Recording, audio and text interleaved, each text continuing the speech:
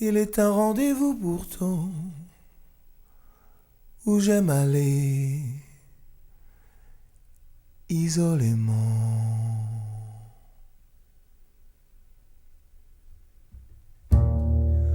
Autour de minuit, je tonne parfois encore.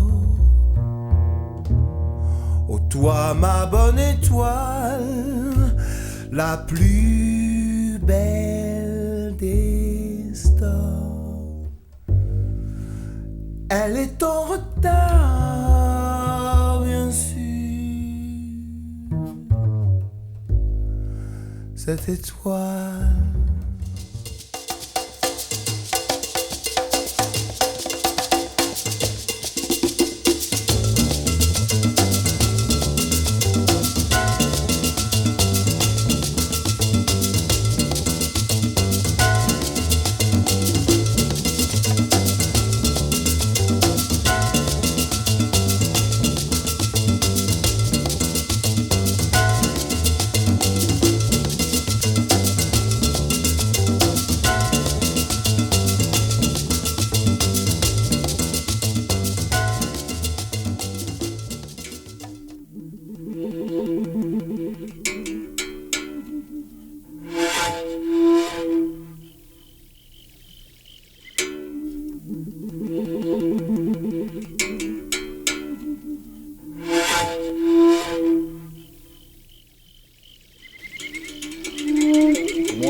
That I work with, the more all of them relate in some way to having a history here in Venice. And I think it's just really, more than anything else, it's a haven for the spirit. And I think that it's important to keep that alive. Your culture is precisely something which must transform, must change, because that's the way we are as people, you know. Wisdom cries in the street. Yeah. You know what I'm saying? Right. Yeah. Just look on the street and see what's going on. Yeah. And it'll teach you a lot of things. You know, and basically that's our story. Yeah. Venice, that's our story. It's in the street. You're dumb. Get out. Sick of you. I hate you. You just like your daddy. You just like your mama. You're not ever gonna be shit. They don't want counseling.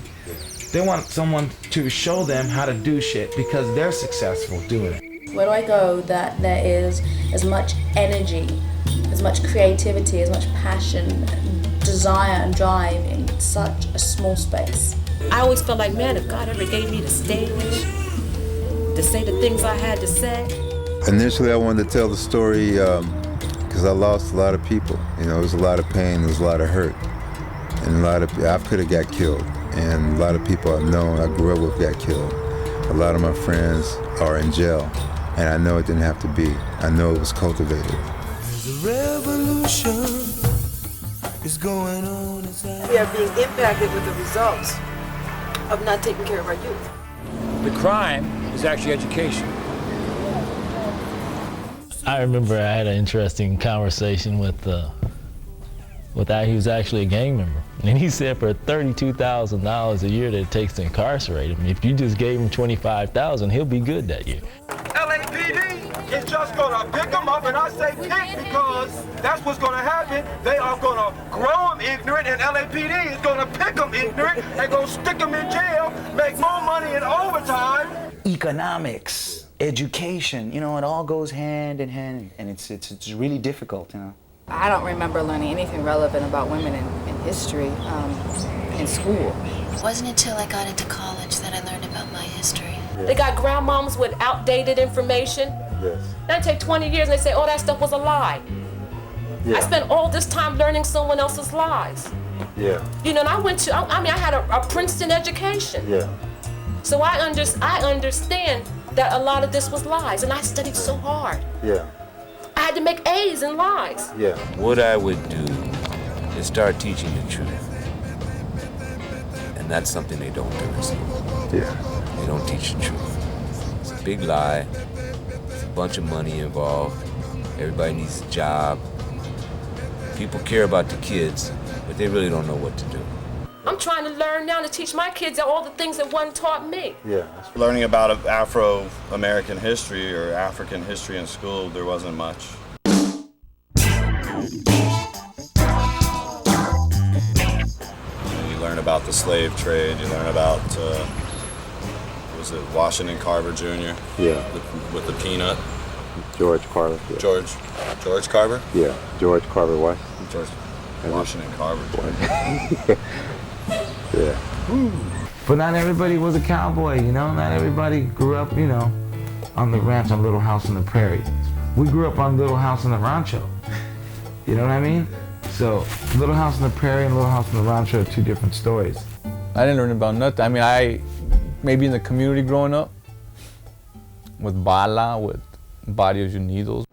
I only know the public education system from a distance. I haven't experienced it because frankly I don't want to experience it from everything I know about it. And I certainly don't want my children to experience it. Everybody's in a quagmire of confusion. Yeah. And I would start from the ground. I'd have to start from the very beginning. And first of all the racism had to go out the window. And on true history would have to be taught. Because only through the truth, you know, the understanding of where and how things develop that we can really get a grip on where things are going.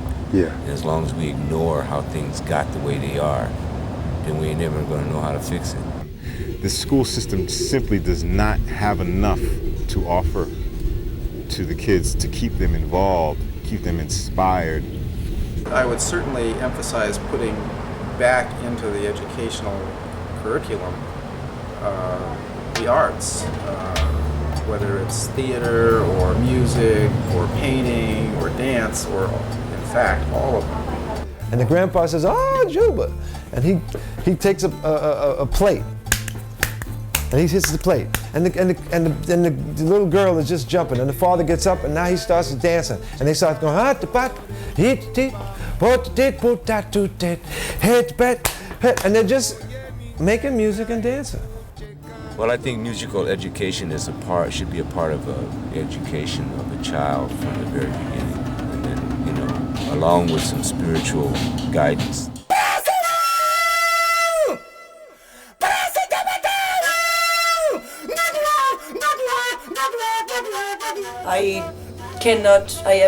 I'm constantly questioning things, and I know that there's much more in life than what I can perceive. So that's a big spiritual thing, actually, right there. The fact that there were two different religions going on in the household, but not practicing. Like my mother, the Russian Jew, liked to have Passover dinners and Rosh Hashanah, but never really pushed the fact on us. My father was an atheist. How did I practice? Yeah. Obedience to the will of Allah. That's what I do. I just be obedient, and I don't break the law. I don't break my promise, because I know He's not going to break His. If I could create a curriculum, that'll be a part of it. And you know, you can study all these religions. You know, there's many paths to God. And which one is Osama bin Laden? I'm curious to know about the history of the Middle East. I'm curious to know about why it is that area of Palestine holds so much emotion for three of the largest religions in the entire world. What's really going on that our country's doing that I don't even know about that is producing such a venom towards us? When you invade people's land, and put them up against the wall, they have no other choice but to fight. Yeah. You would do it yourself. First of all, I would have went over there and bombed them from day one. Hell was sitting back waiting on them. Exactly. You know, they want to dance in the street, drop a bottle of napalm on them and watch them dance in the street at night, glow in the dark.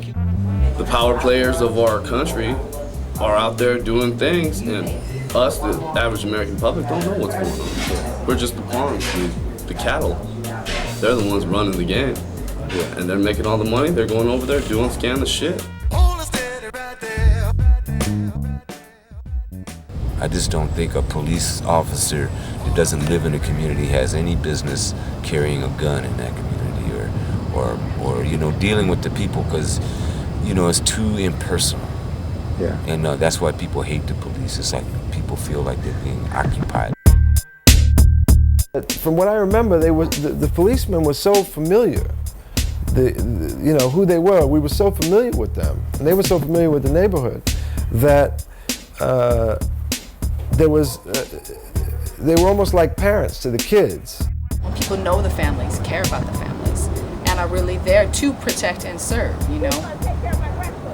The times you find police who are really there to protect and serve, and also to be a part of the community, this is a rare thing. Half the kids that are getting jammed in the neighborhood, they're not doing anything wrong. They're just walking down the street. Don't criticize. Show something that you can do. Feed a child, clothe a child. Go extend your hand to that boy you're afraid of. Every night, you know, the ghetto bird comes out, and when you hear it, you know something's happened, or you wonder who they're chasing, because it's right here in the hood. Yeah. And you already know it's somebody you know. You put cops in a car and have them drive around the neighborhood, they become authority without a soul, authority without a face. But when two cops are walking down the street, they no longer are symbols or are authoritative without souls or faces. There's a direct connection. And there's a direct connection when there's trouble. Venice, nigga. Let them know we out, we all down, we yard. My brother Frank, he lost 50 cents. I remember all of us getting spanked. Whenever the report card came, it was an ass whipping. Wow. You know, guaranteed ass whipping. Wow. I was beat by my mother, which I adore very much. You got a whooping, man. Your mother took off there. My mother took a belt and whatever, a branch or something, and spanked my ass. You know, branch, belt, cord, power cord. I think the belt I got in the switch most though. Now you had to go get that switch. Yeah. You know, carry it in yourself. Take all the leaves off. Yeah. Get butt naked and hop around the bedroom for 5 minutes. Physically, verbally, you know, and emotionally. I lose my patience with my dog. I've definitely hit her a couple times. You know, violence is taught. Violence isn't a natural thing. People don't want to just hurt other people.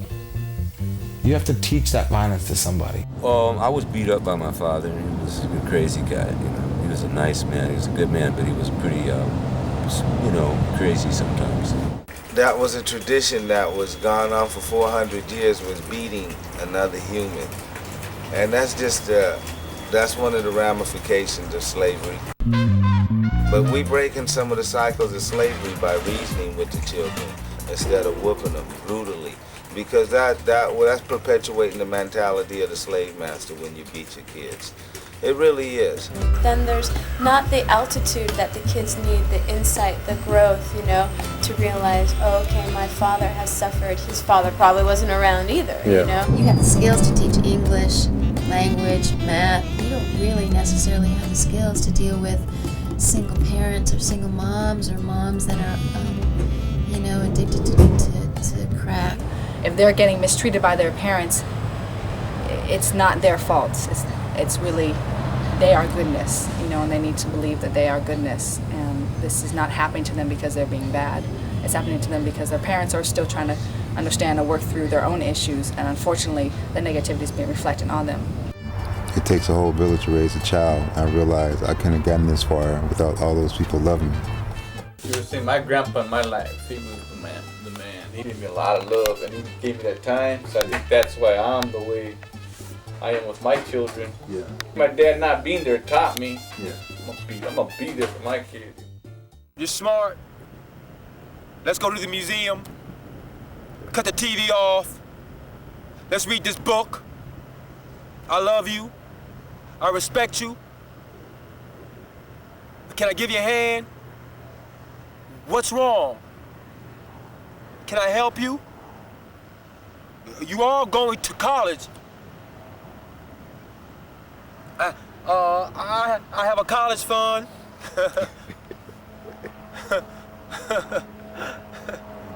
That's what they should hear. That's right.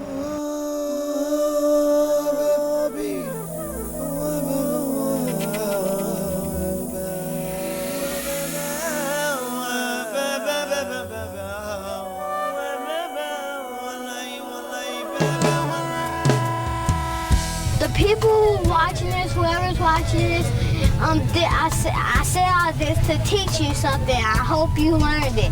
Thank you. Bye.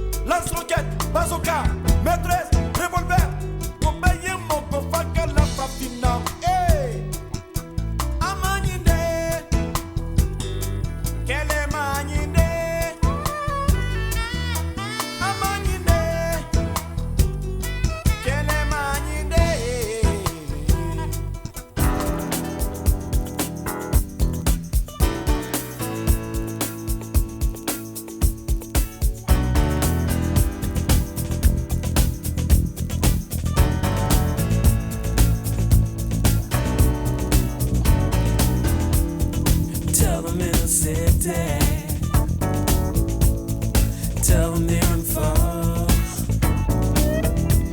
This generation coming up are gonna be proud of who they are. Hey, yeah. So you got to lend an ear, hear what they gotta say.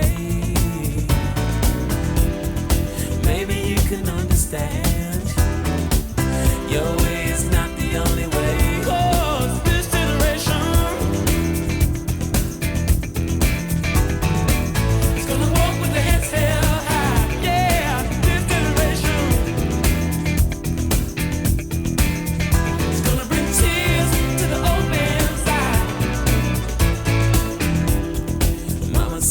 Be proud and hold your head up high, 'cause what you got's a precious thing. Money just can't buy.